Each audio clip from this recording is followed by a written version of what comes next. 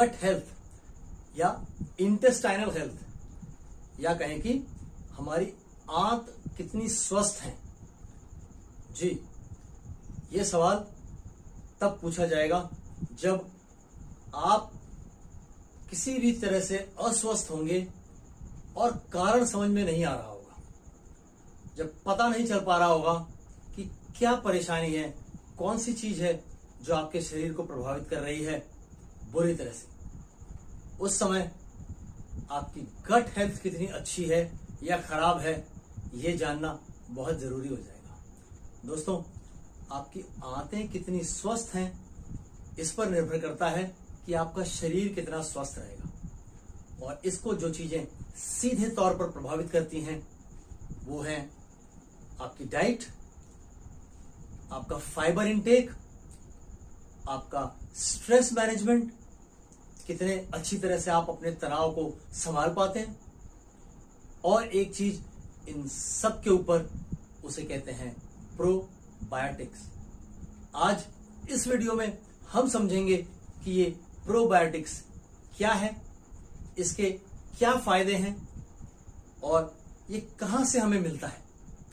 साथ ही ये भी जानेंगे कि ये हमारे संपूर्ण स्वास्थ्य को किस तरह प्रभावित करता है।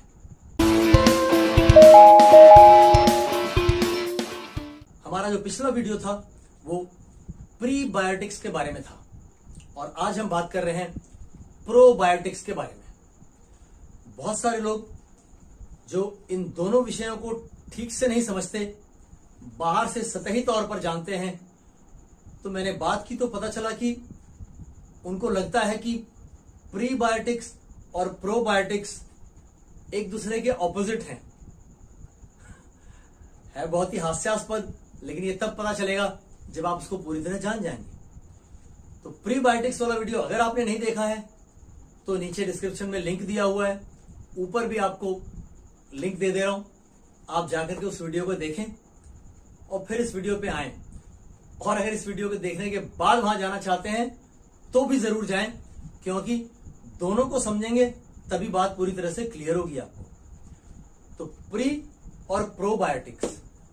प्रीबायोटिक्स यहां पर मैं 2 सेंटेंस में खत्म कर लेता हूं ताकि आपको एक मोटा आइडिया लग जाए। प्रीबायोटिक वो मटेरियल है, वो चीज है जिस पर प्रोबायोटिक्स फलते फूलते हैं। यानी प्रीबायोटिक एक तरह का कार्बोहाइड्रेट, जिसे हम फाइबर कहते हैं, ऐसा न्यूट्रिएंट जो हमारा शरीर डाइजेस्ट नहीं कर सकता, वो उसे पचा नहीं सकता, वो जैसे शरीर में जाता है वैसे ही शरीर से बाहर निकलता है, लेकिन फिर भी उसका शरीर पर बहुत बड़ा रोल है, वो आप उस वीडियो में जाके जान सकते हैं। और अब बात करते हैं प्रोबायोटिक्स की। तो वो जो फाइबर है प्रीबायोटिक्स, वो एक नॉन लिविंग थिंग हो गया। प्रोबायोटिक्स क्या है? प्रोबायोटिक्स लिविंग माइक्रो ऑर्गेनिजम्स हैं, जिंदा जीव हैं वो, जिन्हें हम अक्सर बोलचाल की भाषा में गुड बैक्टीरिया के नाम से जानते हैं। वो बैक्टीरिया जो हमें मदद करता है, जो हमारा मददगार है, जो हमारे शरीर के बहुत सारे ऑपरेशंस में बहुत काम आता है, उसे हम प्रोबायोटिक्स कहते हैं। ये गुड बैक्टीरिया है तो फिर बैड बैक्टीरिया भी होगा, ऑफ कोर्स, बिल्कुल है। और इसी गुड और बैड बैक्टीरिया के संतुलन पर यह निर्भर करता है कि हमारा जो ओवरऑल स्वास्थ्य है, हमारी जो ओवरऑल हेल्थ है, वो कैसी रहेगी। ये जो प्रोबायोटिक्स हैं, ये कितना होता है बॉडी में, कितने हैं क्वांटिटी में, अगर इसको समझने की कोशिश करें तो दोस्तों, ये गुड बैक्टीरिया और बैड बैक्टीरिया दोनों रहेंगे, लेकिन गुड बैक्टीरिया 80% चाहिए, बैड बैक्टीरिया भी 20% रहेगा, आप खत्म नहीं कर सकते उसको। लेकिन आज हमारी जो जीवन शैली है, आज जो हमारा लाइफस्टाइल है, उसमें देखने में आता है कि जो बैड बैक्टीरिया है वो 80% हो गया और जो गुड बैक्टीरिया था वो 20% या उससे भी नीचे चला गया। अगर उससे भी नीचे चला जाता है तो फिर आप डाइजेस्टिव सिस्टम के क्रॉनिक पेशेंट हो जाते हैं, और ऐसे लोग मुझे आए दिन मिलते रहते हैं। 10-10, 15-15 साल से इलाज करा रहे हैं और कोई फर्क नहीं पड़ता, बहुत परेशान है। दोस्तों जिससे फर्क पड़ता है वो ये प्रोबायोटिक है। ये बैक्टीरिया नंबर्स में कितने होते हैं? हमारी बॉडी के सेल्स से अराउंड 10 टाइम्स, जितने हमारी बॉडी के टोटल सेल्स है उससे 10 टाइम्स ज्यादा होते हैं। एक छोटे एग्जांपल से अगर समझना हो तो हमारे मुंह में जो सलाइवा बनता है, थूक, अगर 10 ml सलाइवा लेंगे आप तो उस 10 ml सलाइवा के अंदर अराउंड 100 मिलियन माइक्रो ऑर्गेनिजम्स होते हैं जिन्हें हम प्रोबायोटिक कहते हैं। समझ पा रहे हैं? इतनी बड़ी तादाद में, तो सोचिए हमारे गट में कितनी बड़ी तादाद में होंगे। सबसे ज्यादा ये माइक्रो ऑर्गेनिजम्स, ये गुड बैक्टीरिया हमारी आंतों में होते हैं। इसके अलावा हमारे बाकी डाइजेस्टिव ट्रैक्ट में भी पाए जाते हैं, मुंह में पाए जाते हैं, हमारी स्किन के ऊपर भी मिलते हैं। तो ये जो प्रोबायोटिक है ये किस किस तरह से हमारे शरीर को फायदा पहुंचाता है? नंबर 1, डाइजेशन जो हमारा है उसको बेहतर बना देता है, हमारी डाइजेस्टिव हेल्थ को बेहतर करता है। इससे क्या होता है? इससे होता यह है कि जो कुछ भी हम खा पी रहे हैं हम अपनी समझ से अच्छा खा रहे हैं, है ना? अच्छा खा रहे हैं ताकि हमारे शरीर को बढ़िया पोषण मिले। वो पोषण गट में, इंटेस्टाइन में ही अलग किया जाता है ताकि शरीर उसका इस्तेमाल कर सके। और अगर ये प्रोसेस ठीक से नहीं हो पा रहा तो आप कितना भी अच्छा क्यों ना खा रहे हो, कोई खास फर्क नहीं पड़ेगा। या आप कितना भी अच्छा क्यों ना खा रहे हो फिर भी आपकी सेहत प्रभावित रहेगी, कुछ गड़बड़ होता रहेगा। क्यों? क्योंकि जो कुछ आप अच्छा भेज रहे हैं, जो सप्लाई आप भेज रहे हैं वो वहां तक पहुंच ही नहीं पा रही क्योंकि गट हेल्थ अच्छी नहीं है। तो इस तरीके से जो प्रॉपर डाइजेशन है वो न्यूट्रिएंट एब्जॉर्प्शन में जो पोषक तत्व हैं उनको आंत में से खून में सोखे जाने में मदद करता है और इस तरीके से आपकी ओवरऑल हेल्थ भी बेहतर होती है। नंबर 2, ये हमें हेल्प करता है हमारे इम्यून सिस्टम को चुस्त दुरुस्त रखने में। वो कैसे? हमारा इम्यून सिस्टम जिन न्यूट्रिएंट से मजबूत होता है वो मिलेंगे कैसे? ऑफ कोर्स डाइजेशन के थ्रू। हम काफी अच्छी मात्रा में विटामिन सी ले रहे हैं, अच्छे एंटीऑक्सीडेंट्स ले रहे हैं, विटामिन ई ले रहे हैं, ए ले रहे हैं, है ना? ये सब हमारे इम्यून सिस्टम को मजबूत करते हैं। लेकिन वो मुंह से जाने के बाद ट्रेवल करते हैं स्टमक के थ्रू गट। उस गट में अगर वो एब्जॉर्ब नहीं हुए तो फिर वो शरीर से बाहर चले जाएंगे और वो वेस्ट है। तो इस तरीके से अच्छा न्यूट्रिएंट एब्जॉर्प्शन हमारे इम्यून सिस्टम को बेहतर बनाता है, जो कि हमें इन्फेक्शन से, है ना, और तरह तरह के डिसऑर्डर्स, डिसीजेस से बचा के रखता है। और तीसरा, हमारी मेंटल हेल्थ को बेहतर बनाए रखता है। अगर आपकी गट हेल्थ अच्छी है, आपके शरीर में प्रोबायोटिक्स पर्याप्त मात्रा में है, गुड बैक्टीरिया अच्छे से काम कर पा रहे हैं, तो आपकी मेंटल हेल्थ भी अच्छी रहती है। ये मेंटल हेल्थ वही है जिसमें बिगड़ने पर सुनने में आता है कि है ना, एंजाइटी हो रही है, डिप्रेशन में जा रहे हैं, वगैरह वगैरह। इन सब चीजों से आप कोसों दूर रहते हैं अगर आपकी गट हेल्थ अच्छी रहती है।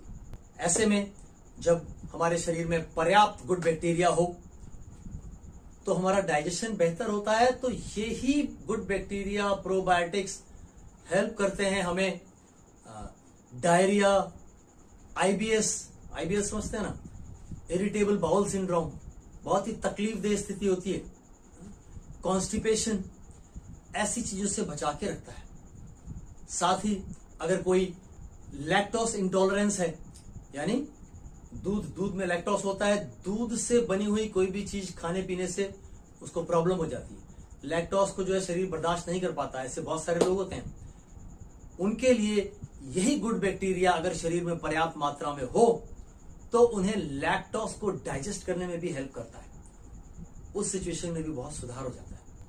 तो इस तरह से अगर गट हेल्थ को बेहतर करना है तो एक होलिस्टिक अप्रोच लेनी पड़ती है, जिसमें आपको अपने खान पान पर ध्यान देना पड़ेगा कि बैलेंस डाइट रहे, अच्छा न्यूट्रिशन आपको मिल रहा हो, और साथ ही स्ट्रेसफुल कंडीशंस में न रहें तनाव में न रहें। तनाव होना कोई बुरी बात नहीं है, लेकिन वो कुछ समय का होना चाहिए। कभी परिस्थितियां ऐसी हुई, तनाव हुआ और फिर खत्म हो जाए, तो उस स्ट्रेस का जो मैनेजमेंट है वो बहुत सही होना चाहिए। अगर आपका स्ट्रेस लेवल हाई रहता है कंटिन्यूअसली, अगर आप क्रॉनिक स्ट्रेस से सफर करते हैं, तो आपकी गट हेल्थ अच्छी रह ही नहीं सकती, क्योंकि उसका यहां से डायरेक्ट कनेक्शन होता है। गट और ब्रेन का डायरेक्ट कनेक्शन होता है। आपकी ब्रेन की जो हेल्थ है वो सीधे आपके गट की हेल्थ को प्रभावित करती है। साथ ही आपकी जो इम्यूनिटी है वो ऑटोमेटिकली डाउन हो जाएगी। अगर गट हेल्थ अच्छी नहीं रहेगी तो आपकी इम्यूनिटी ऑटोमेटिकली डाउन हो जाएगी और बार बार आप छोटी बड़ी बीमारियों से प्रभावित होते रहेंगे। तो दोस्तों, प्रोबायोटिक्स एक बहुत ही इंपॉर्टेंट पार्ट है हमारी बॉडी का, हमारी ओवरऑल हेल्थ का, और जो सबसे मेजर प्रोसेस है शरीर का, डाइजेशन, उसको चुस्त दुरुस्त रखने में उसका बहुत बड़ा रोल है। आज हमने अपने खान पान में ऐसी चीजें कम कर दी हैं जिसमें अच्छा फाइबर मिले। जब अच्छा फाइबर नहीं मिलेगा तो ये प्रोबायोटिक्स जो हैं, ये जो लाइव माइक्रो ऑर्गेनिजम्स हैं, उनको रहने के लिए कॉलोनी नहीं मिलेगी। तो हमने जब फाइबर रिड्यूस कर दिया डाइट में से, तो अपने आप ही हमारा गुड बैक्टीरिया रिड्यूस हो गया और इस तरीके से हमारी सेहत प्रभावित होने लग गई। फिर हमने उन चीजों को बढ़ा दिया खान पान में जो बैड बैक्टीरिया को सपोर्ट करती हैं, जैसे शुगर, एडेड शुगर, ये चीजें बैड बैक्टीरिया को सपोर्ट करती हैं। चिकनाई बढ़ा दी हमने, चिकनी चीजें, आलू, मैदा, ये सब, तो वो बैड बैक्टीरिया को सपोर्ट करती हैं। तो इस तरीके से गुड बैक्टीरिया की कॉलोनी समाप्त होने लग गई और बैड बैक्टीरिया ग्रो करने लग गया और सब कुछ चौपट हो गया। और मैंने ऐसे भी पेट के मरीज देखे हैं कि वो इलाज कराते कराते खुद तो थक गए, साथ ही उनके डॉक्टर्स भी थक गए, और फाइनली उनके डॉक्टर्स ने उनके फैमिली मेंबर्स को बुलाकर कह दिया कि इसको कुछ नहीं हुआ है, इसको सिर्फ वहम है कि इसको कुछ हुआ है, क्योंकि वो उसका इलाज कर नहीं पा रहे। कोई भी ऐसी चीज जो दवा के रूप में होगी वो और खराब करेगी और भी गुड बैक्टीरिया को मार देगी, तो वो इलाज नहीं होता और फिर उनको मेंटली अनस्टेबल डिक्लेयर कर देते हैं। ऐसे पेशेंट्स को, एक नहीं कई ऐसे पेशेंट्स मुझे मिले जिन्होंने बताया कि उनके घर वालों को समझा दिया गया कि इनको ले जाओ, इनको कुछ नहीं हुआ है, सिर्फ इसलिए क्योंकि हम उनका इलाज नहीं कर पा रहे। तो दोस्तों, इसको अच्छे से बढ़ाएं। किन चीजों में मिलता है, कहां से ये गुड बैक्टीरिया आपके शरीर में बढ़ेगा? ये कोई भी ऐसी चीज जो फर्मेंटेशन के बाद ग्रहण की जाती है ना, जैसे रात को रख दिया जाता है भिगो करके फिर सुबह खाया जाता है, ऐसी जो भी चीजें होती हैं, है ना, उसमें से एक चीज है दही, जो आप रात में जमाते हो फिर दूसरे दिन सुबह खाते हो, है ना। दही ज्यादातर लोग जानते हैं कि दही के अंदर अच्छा बैक्टीरिया होता है। उसमें दो ऐसी फैमिलीज हैं जो जिनका मेजर कंट्रीब्यूशन है उस बैक्टीरिया में से, जिसमें से एक है लैक्टोबैसिलस और दूसरा बिफिडोबैक्टीरियम। ये दो जहरे हैं जिनका मेजर कंट्रीब्यूशन है। तो ऐसी चीजों को खाने में ऐड करें जो फर्मेंटेड फूड है, जिसमें डेयरी भी काफी हद तक है, डेयरी जो प्रोडक्ट्स होते हैं उनका भी कंट्रीब्यूशन है, तो उससे आपका गुड बैक्टीरिया बढ़ता है। इसके अलावा आप इसको सप्लीमेंटेशन के जरिए भी बढ़ा सकते हैं।